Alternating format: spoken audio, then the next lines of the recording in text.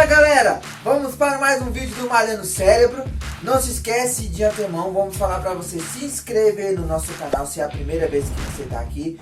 Siga as nossas redes sociais, a minha pessoal Jeová CS, a do nosso canal Malhando.cérebro, siga lá. Deixe se você tiver dúvidas, deixe seus questionamentos aqui nos comentários do vídeo. Não esqueça aquele joinha importante. E nos ajude e compartilhe esse vídeo com outras pessoas também. Vamos divulgar o conhecimento. Hoje eu vou falar sobre os antidiabéticos orais e o diabetes em si. Muitas pessoas associam o diabetes com açúcar, carboidratos. Lembra quando a sua avó falava assim: meu filho, para de comer esses biscoitos, essas bolachas aí, que se você comer demais, você pode ficar diabético. Ou então quando você comprava chiclete todo dia na vendinha, eu pensava: rapaz, para de comer esse Big, esse chiclete aí. É açúcar, meu irmão. Açúcar no sangue é diabetes. É diabetes. Olha, não é bem assim. Vamos hoje elucidar tudo sobre os antidiabéticos orais e o diabetes em si. Mas antes de falar do diabetes, eu quero falar da insulina. O que é a insulina? É o principal hormônio responsável pela estocagem e utilização dos nutrientes. No corpo humano, nós temos alguns nutrientes essenciais para fornecer energia no nosso corpo.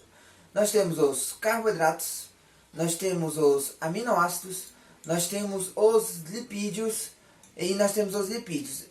O principal nutriente que fornece mais energia ao nosso organismo são os carboidratos, entre eles o principal, a glicose. E nós temos esse hormônio chamado insulina produzido pelo pâncreas no nosso organismo. Esse hormônio ele é responsável por consumir a glicose. Você ingeriu algum alimento e aí o seu organismo converte aquele alimento em glicose. A glicose cai no sangue e esse hormônio excretado do pâncreas, ele pega a glicose, o carboidrato, e estoca dentro dos músculos e tecidos. Porque lá dentro dos músculos e tecidos é que essa glicose, que no caso são as células, é que a glicose vai ser transformada em energia, ATP. Qualquer processo no nosso organismo precisa dessa energia para funcionar.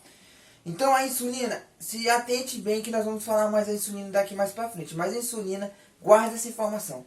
A insulina produzida pelo pâncreas é o hormônio que faz a estocagem da glicose nos tecidos, dentro das células. Nós sabemos que a insulina ela é produzida no pâncreas, mas automaticamente ela é produzida nas células beta do pâncreas. Essas são as células responsáveis pela produção da insulina. Mas também nós temos as células alfa no pâncreas. E essas células são importantes por quê? Porque elas fazem a produção de um outro hormônio chamado glucagon, que nós vamos explicar também logo mais à frente. A função do glucagon ela é antagônica da insulina. Enquanto a insulina faz o consumo da glicose no sangue, o glucagon ele faz a produção da glicose a partir de um processo que eu vou explicar um pouquinho mais à frente. Então nós temos, guarda essa informação: pâncreas, células beta, células alfa, insulina e glucagon. Guarda essas palavras aí. Vamos para a função da insulina. Qual é a função da insulina? A função da insulina é a regulação de quantidade de glicose no sangue, ou seja, glicemia. Nós usamos esse termo glicemia para denotar a quantidade de carboidrato, de açúcar que tem no sangue. E a insulina, como ela faz o consumo da glicose que está no sangue, ela pega essa glicose e estoca dentro das células. Nós dizemos que ela tem essa função de regulação da quantidade de glicose no sangue.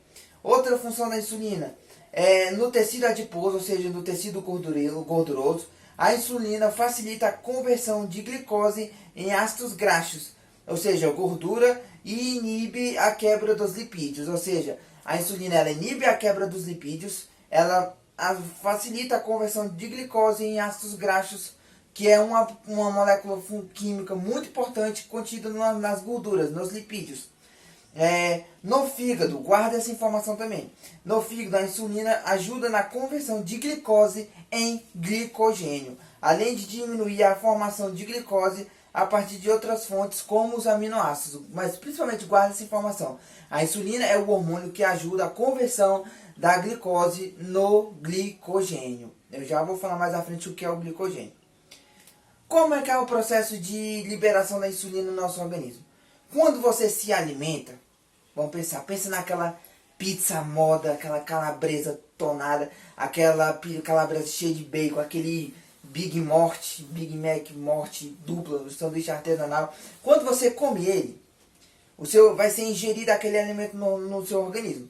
Vai ocorrer uma série de reações químicas para converter os componentes daquele alimento em glicose. Quando chegar em glicose, a glicose cair na corrente sanguínea, vai ocorrer uma coisa que nós chamamos de estímulo insulinogênico. Esse estímulo insulinogênico, ele é um estímulo que acontece assim que o carboidrato cai na corrente sanguínea. Caiu, esse estímulo vai chegar no pâncreas, através de um processo que eu vou explicar daqui a pouco. Vai chegar no pâncreas, chegando no pâncreas, o pâncreas vai receber esse estímulo insulinogênico e ele vai começar a secretar a insulina a partir das células beta do pâncreas. No momento que você aciona as células beta do pâncreas e começa a secretar a insulina, as células alfa do pâncreas que secretam o glucagon, elas são inibidas, elas não funcionam naquele momento. Aí quando você se alimenta, a insulina vai pegar esse carboidrato que está no sangue e vai estocar dentro dos tecidos. E aí depois, o fígado, depois que a insulina faz essa estocagem, ela pega o restante do carboidrato que sobrou, porque o nosso tecido tem um limite para estocar os carboidratos. E ela vai ajudar na conversão daquele carboidrato, daquela glicose, em glicogênio. E o que é o glicogênio? É um carboidrato de reserva. Por exemplo, quando você está dormindo, você não está comendo, mas o seu corpo não para de funcionar. E o que é que faz, e como que o seu corpo continua funcionando sem você ingerir nada? O glicogênio, porque no nosso organismo tem vários e vários carboidratos de reserva contidos dentro do nosso organismo para quando você estiver de jejum, coisas desse tipo, porque o nosso organismo não para. Então, quando você se alimenta, você come aquela pizza tonada zona, aquele bolo, aquele X-morte cabuloso, e aí o seu organismo vai transformar ele em glicose, vai cair na corrente sanguínea, vai correr o estímulo insulinogênico, vai chegar no pâncreas, o pâncreas vai secretar a insulina vai pegar esse carboidrato e vai estocar. E o carboidrato que sobrar de restante, ele vai ajudar na conversão de glicogênio, que vai ficar armazenado lá no fígado. E quando você não se alimenta, o que acontece? Quando você está de jejum, quando você está dormindo, por exemplo, como é que funciona? Nesse momento não está entrando alimento no seu organismo, então não vai ocorrer o estímulo insulinogênico. Esse estímulo que vai fazer as células beta do pâncreas secretar a insulina. Então, mas o seu corpo não pode parar de funcionar, tem que continuar carboidrato. Então vai ser acionada as células alfa do pâncreas. Essas células alfa do pâncreas vai secretar o glucagon, que é um outro hormônio. Esse hormônio ele tem a função de quebrar o glicogênio lá no fígado e transformar ele em glicose e jogar na corrente sanguínea. Então ele vai pegar todos os glicogênios armazenados quando você está naquela soneca pesada, sonhando, ganhando 1 milhão na loteria, coisa desse tipo. Como é que seu organismo está funcionando? O glucagon vai lá, pega esse glicogênio, quebra ele, desce a porrada nele, transforma ele em glicose e joga na corrente sanguínea. É assim que funciona mais ou menos o metabolismo dos carboidratos. Como é que acontece mais ou menos a conversão, como é que acontece o estímulo insulinogênico? Como é que o pâncreas ele entende que ele tem que secretar a insulina naquela hora? Quando você consome um alimento, como eu já falei, vai ser convertido em glicose e a glicose cai na corrente sanguínea. Caindo a glicose na corrente sanguínea vai ocorrer uma série de reações químicas, uma após a outra. A partir dessas reações químicas, vai ocorrer uma coisa que nós chamamos de potencial de ação. A nossa membrana das nossas células, ela se encontra no estado de repouso. Como é que é isso? O meio extracelular fora da célula é muito positivo e o meio extracelular é muito negativo. Está polarizada a membrana. Aí o que vai acontecer? No momento que o estímulo chegar nas células beta do pâncreas, o potássio vai sair para fora e o cálcio vai entrar. Toda vez que nós temos o cálcio, um íon entrando na célula, acontece um negócio chamado de potencial de ação. As células vão se ativar, vai ocorrer uma sinalização, uma comunicação até as células beta do pâncreas. Quando as células beta do pâncreas receber essa sinalização, eles vão secretar a insulina. É mais ou menos do modo simples e fácil desse jeito. A insulina é o principal hormônio responsável por estocagem e utilização dos nutrientes celulares, principalmente deles os carboidratos. A glicose, a galactose, a frutose, que é o carboidrato das frutas. É muito importante isso. Vamos falar agora em si do diabetes. O diabetes mellitus tem sua prevalência estimada em 7,6% da população brasileira. Ela é uma alteração metabólica de etiologia múltipla. Como assim? Ela é uma alteração metabólica que não tem só uma causa. São várias causas que permeiam a questão da diabetes. Tanto que a diabetes é uma doença crônica e até hoje não tem cura. Porque tem essa dificuldade de se analisar porque são várias etiologias, são várias causas. E ela é caracterizada por hiperglicemia, ou seja, uma alta concentração de carboidrato no sangue. Precisa ter uma concentração de carboidrato no sangue? Sim, mas essa concentração ela precisa ser estocada o quanto antes nas células, porque se ela ficar no sangue, vai causar uma série de disfunções no organismo, uma série de problemas. Então a diabetes é caracterizada por isso, por uma hiperglicemia crônica, ou seja, que não tem cura. Ocasiona alterações no metabolismo dos carboidratos, no metabolismo das gorduras, das proteínas resultantes e de efeitos de secreção de insulina. E complicações do diabetes mellitus, nós temos a neuropatia, a dor na parte dos neurônios, dos nervos periféricos do nosso corpo, tem a nefropatia, a dor no sistema renal, e tem a retinopatia, uma dor e uma disfunção na retina do nosso olho. De como que funciona o diagnóstico do diabetes? É o seguinte: a glicose plasmática elevada após uma noite de jejum que você não ingeriu, se a quantidade de carboidrato no seu sangue, se a glicemia tiver 126 miligramas por decilitro, e em pelo menos 2 ocasiões, você está com sérios indícios de ter diabetes.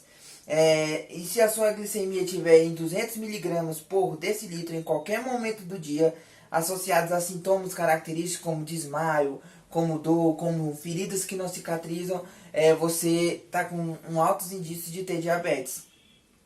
O diabetes mellitus ele se divide em 2 etapas, o diabetes mellitus do tipo 1 e o diabetes mellitus do tipo 2. O diabetes mellitus do tipo 1 ele surge predominantemente antes da idade adulta. Ele não é aquela que você adquire. É aquela que você já nasce com ela ou você adquire numa idade muito tenra da sua vida. Então ele acontece antes da fase adulta. No entanto, ele pode aparecer em adultos, especialmente os que não são obesos, diferente do diabetes do tipo 2.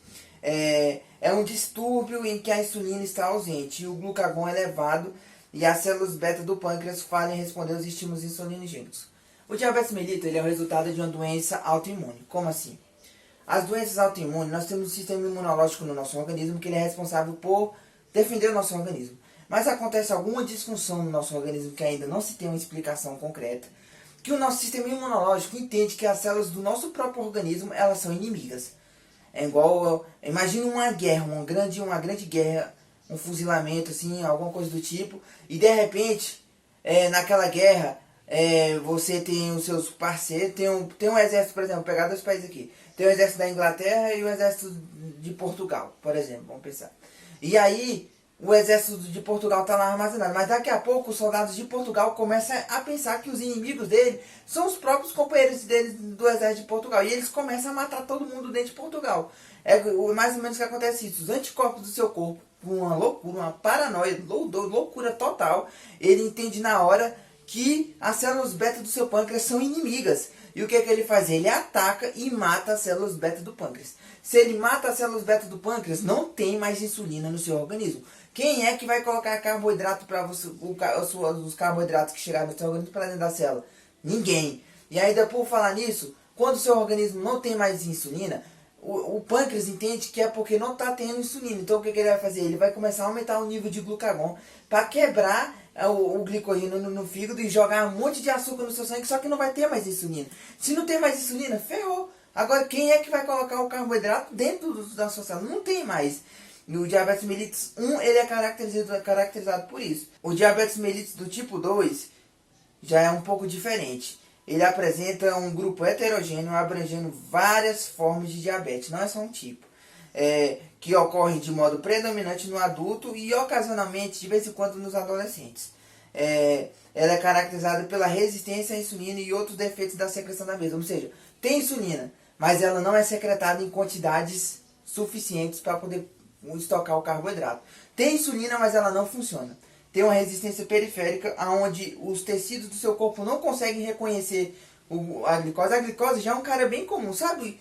aquele cara que vem passa na sua rua todo dia, que você, ó, conhece aquele fulano de tal ali, ó, vejo ele todo dia. É como se fosse, a glicose ela entra todo dia no nosso organismo. Mas daqui a pouco os tecidos eles não começam a reconhecer aquela glicose, eles não conseguem captar e aí não secreta a insulina, porque a insulina é como se fosse o policial, o guarda, que vai pegar. Imagina a glicose como se fosse aquele peba que quer fazer um estrago no seu organismo, por exemplo. Aí a insulina é aquele policial que vai pegar o peba. Se liga, seu mané, vem! Bora, você tá preso. E ele vai prender ele dentro de onde? Dentro das células. É como se dá pra parafrasear desse jeito. E aí o diabetes ele aconteceu ocasionalmente em adolescentes. A maior parte dos pacientes que tem o diabetes mellitus do tipo 2, ele é obeso. Como assim? O diabetes mellitus do tipo 2, ele é frequentemente associado à hipertensão, ou seja, a alta pressão nos vasos sanguíneos, principalmente arterial. Ele é caracterizado pela obesidade, a dislipidemia, o excesso de lipídios na corrente sanguínea, e em consequência de uma maior frequência de afecções vasculares, ou seja, distúrbios no tecido cardíaco. A diabetes causa tudo isso, além de resistência periférica à insulina, ou seja, os tecidos do seu corpo não conseguem mais reconhecer a insulina, existe uma diminuição da secreção de insulina pelas células beta do pâncreas, frente a um estímulo glicêmico, ou seja, o carboidrato vai entrar no seu organismo, vai ser aumentada a concentração dele no sangue, porém, as células beta do pâncreas não vão conseguir responder o suficientemente. É os policiais preguiçosos, né, do diabetes mellitus tipo 2. Eles não vão conseguir corresponder à demanda de carboidrato no seu sangue e a insulina não vai funcionar direito. Vamos pegar algumas características do diabetes mellitus e do diabetes tipo 2. No diabetes mellitus do tipo 1, nós temos geralmente durante a infância ou a puberdade.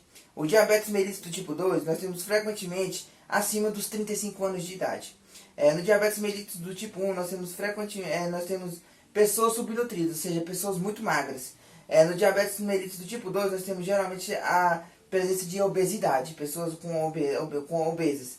No diabetes mellitus do tipo 1, nós temos de 5 a 10% dos diabéticos diagnosticados. No diabetes mellitus do tipo 2, que é mais comum, nós temos de 90 a 95% dos diabéticos diagnosticados de todas as diabetes que ocorrem aqui no Brasil. O diabetes mellitus geralmente ele é moderado, mais ou menos, e o diabetes mellitus do tipo 2 ele é muito forte. No diabetes mellitus do tipo 1, as células betas são destruídas, eliminando a produção de insulina total, não vai produzir insulina. No diabetes mellitus do tipo 2, nós temos uma incapacidade das células beta de produzir quantidades apropriadas de insulina e resistência à insulina e defeitos na secreção dela mesma. Nós temos todas essas características em relação ao diabetes tipo 1 e diabetes mellitus do tipo 2. Como é que funciona? Na pessoa que tem o diabetes mellitus do tipo 2, ela entra o carboidrato, produz a insulina, mas ela é insuficiente. Ela não vai conseguir botar o carboidrato totalmente no tecido. No diabetes mellitus do tipo 1, não produz insulina. Você vai ter que fazer o uso de insulina artificial injetada na sua corrente sanguínea todos os dias, além de dieta, sendo que no diabetes mellitus do tipo 2 e diabetes mellitus 1 tem a dieta total.